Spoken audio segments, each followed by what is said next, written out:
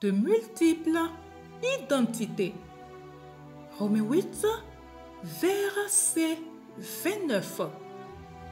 En effet, ceux que Dieu a connus d'avance, il les a aussi destinés d'avance à devenir conformes à l'image de son Fils. Auditeur de pain divin, beaucoup d'adolescents s'identifient à un athlète célèbre ou à une équipe sportive, alors que d'autres idolâtrent des stars de la chanson. Les adultes sont plus subtils, mais trouvent aussi leur identité dans leur carrière, leur rôle dans la famille, leur passe-temps, le modèle médiatique. Il est dans la nature humaine d'essayer de se conformer à une image attrayante. Nous voulons ressembler à des personnes que nous admirons ou nous conformer à des idéaux que nous apprécions. L'image désirée fait alors partie de nous. Lorsque nous devenons chrétiens, peut-être trouvons-nous qu'il faut sans cesse lutter pour ressembler au Christ. Mais pourquoi?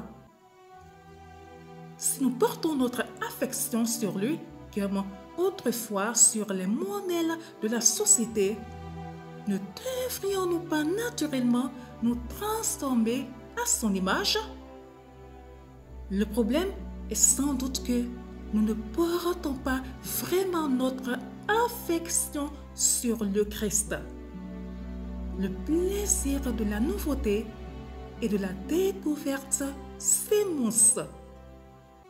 Nous nous amourachons d'autres images, nouveaux centres d'intérêt, nouveaux modèles.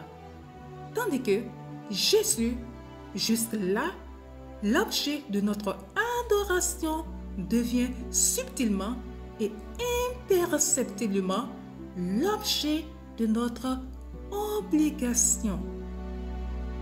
Lorsque nous en arrivons là, la vie chrétienne devient une lutte. Il est difficile de se conformer à l'image de Jésus quand nous portons plus d'estime à une autre image. De nouvelles passions nous poussent dans des directions différentes et celles-ci nous imposent des exigences souvent inutiles ou même néfastes pour notre personnalité. Le caractère chrétien ne peut prospérer dans un tel contexte. Notre esprit ne peut pas rentrer dans deux moules à la fois. Bien-aimés, le processus de croissance représente-t-il une lutte difficile pour vous? Interrogez-vous sur vos désirs. Comment vous voyez-vous? Comment aimeriez-vous que les autres vous perçoivent?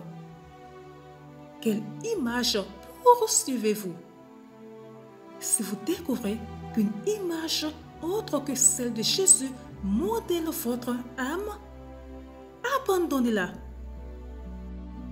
Elle sera une entrave à votre croissance. Trouvez votre identité en lui seul.